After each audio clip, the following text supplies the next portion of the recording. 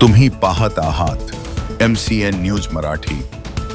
क्रांतीसूर्य महात्मा ज्योतिबा फुले सार्वजनिक उत्सव समितीच्या वतीने बुलढाणा शहरात महात्मा ज्योतिबा फुले यांची जयंती मोठ्या उत्साहात आणि विविध सामाजिक उपक्रमाने साजरी केली जाते।